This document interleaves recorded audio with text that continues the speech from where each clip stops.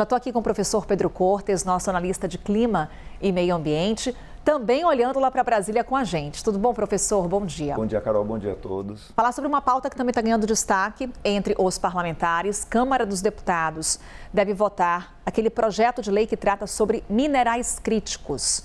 Como a gente tem falado sobre esse assunto? É uma corrida global que a gente está acompanhando por esses minerais. E aí o professor vai explicar para a gente o que esse PL propõe, professor. Para começar, a própria definição do que ele engloba. Quando a gente fala de minerais críticos, é um projeto de lei que ultrapassa a questão das terras raras?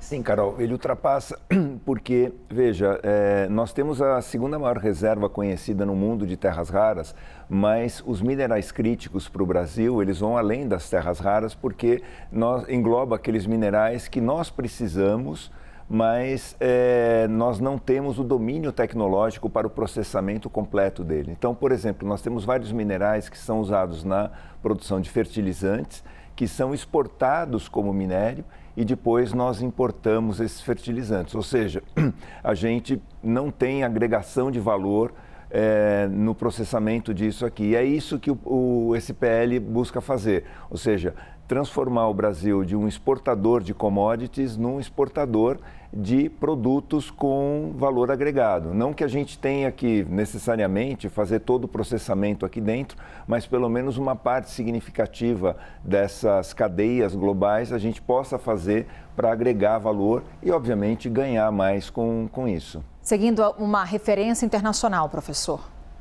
Exatamente. Veja, no caso das terras raras, né, ao invés da gente exportar as terras raras simplesmente como minério, a gente exportar o concentrado disso ou, seria até melhor, os ímãs utilizados, por exemplo, na produção de motores elétricos. Então, várias dessas terras raras, elas são utilizadas na produção de ímãs para motores de alto rendimento, como é o caso dos carros elétricos, só que nós simplesmente exportamos isso e no final acabamos importando o carro elétrico.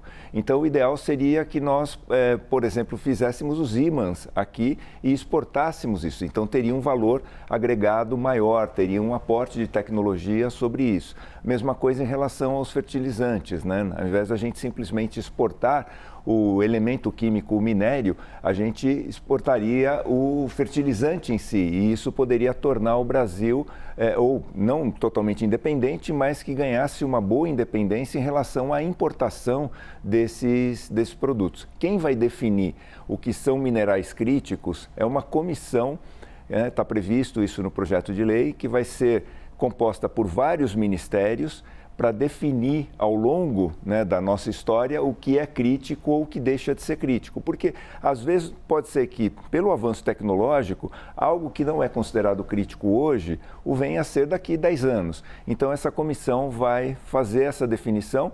Inclusive, o PL ele prevê a isenção de impostos para importação de tecnologia.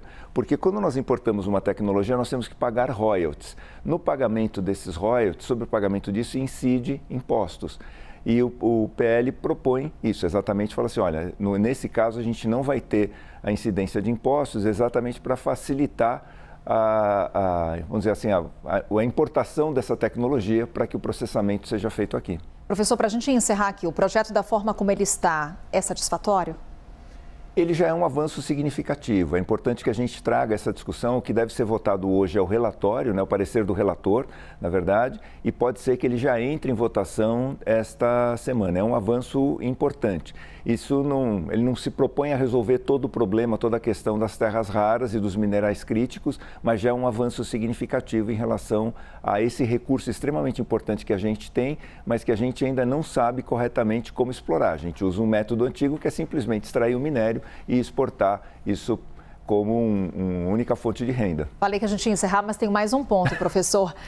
Seguimos aqui. Exatamente. Com relação ao nosso olhar, nossa observação, o que a gente tem que ficar atento nesse debate?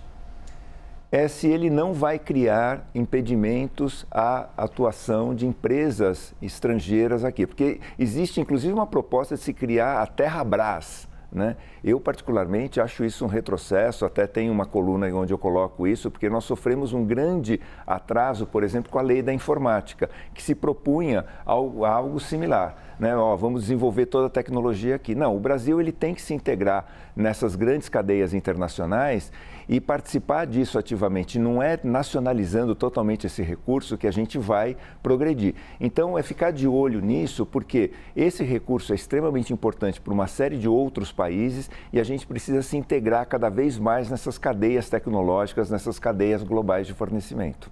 É professor Pedro Cortes. Agora sim, professor. Por enquanto, viu? Daqui a pouco a gente conversa mais. A gente volta. Então, combinado, professor. Até já.